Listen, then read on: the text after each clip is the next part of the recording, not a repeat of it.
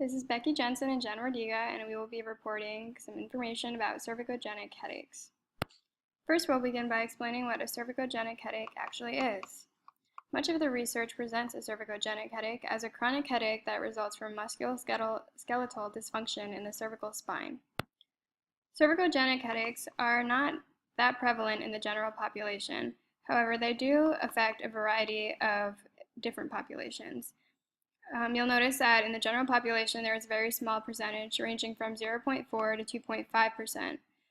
Within the population of people that experience headaches in general, 15 to 20% of those people experience cervicogenic headaches. Cervicogenic headaches are also very common in people who suffer from a cervical acceleration-deceleration injury, most likely as a result of a car accident.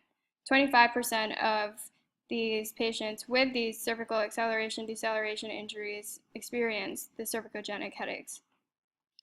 10% of sleep apnea patients also may suffer from these types of headaches. Additionally, females are 4 times more likely than males to experience cervicogenic headaches. The diagnosis of cervicogenic headaches does not involve a well-established gold standard. However, Seidstad established a foundational diagnostic criteria back in 1998 that is still used today to help identify these patients with cervicogenic headaches.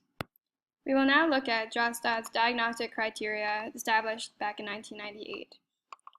First, he talks about the signs and symptoms of the neck involvement for cervicogenic headaches.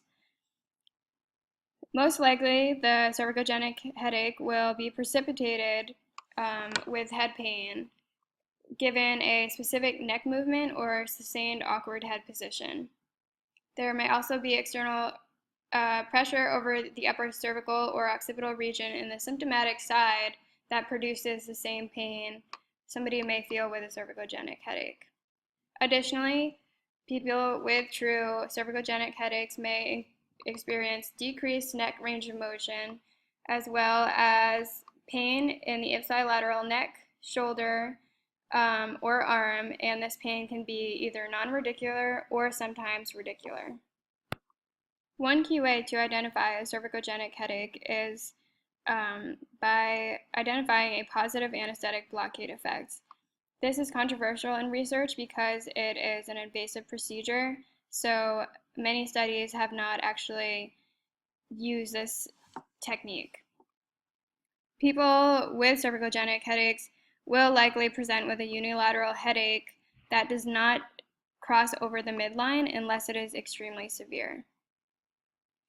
Looking specifically at the characteristics of head pain, many people with cervicogenic headaches experience pain that is moderate to severe, non-throbbing, or non-lancinating pain, which usually starts at the neck, or they experience pain that have varying episodes of different durations, and the pain can also be fluctuating or continuous.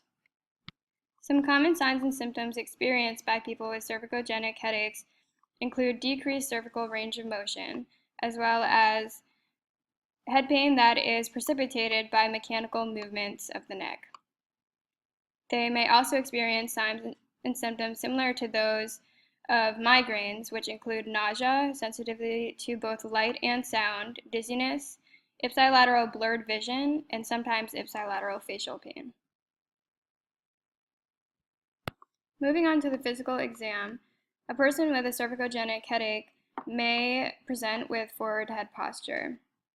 They also may have pain pressure points associated close to the C4 transverse process, the C2-C3 facet joint, the C2 nerve root, as well as the greater occipital nerve. Additionally, their range of motion, specifically in the cervical region, may look like decreased flexion, decreased extension, decreased rotation, and decreased side bending or lateral flexion. The manual assessment of a patient with cervicogenic headaches may result in hypomobility and pain associated with cervical facet joint dysfunction at the following levels: the occiput to C1, C1, C2, C2, C3, and C3, C4. A person with cervicogenic headaches is also likely to experience a tight muscle length in a variety of different muscles, including the upper trapezius, scalenes, levator scapulae, their short cervical extensors, and both their pectoralis major and minor.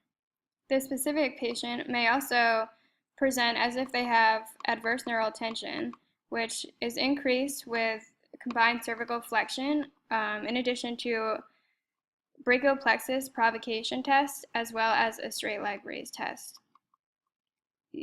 The craniocervical flexion test may also be applied, and this test will be used to identify excessive synergistic activity of the long neck flexors. Some PT interventions that can be used with this patient population include modalities which have not been specifically studied for patients with cervicogenic headaches, but TENS units, cryotherapy, and low-level laser have been shown to decrease pain following acute musculoskeletal neck pain in other patients.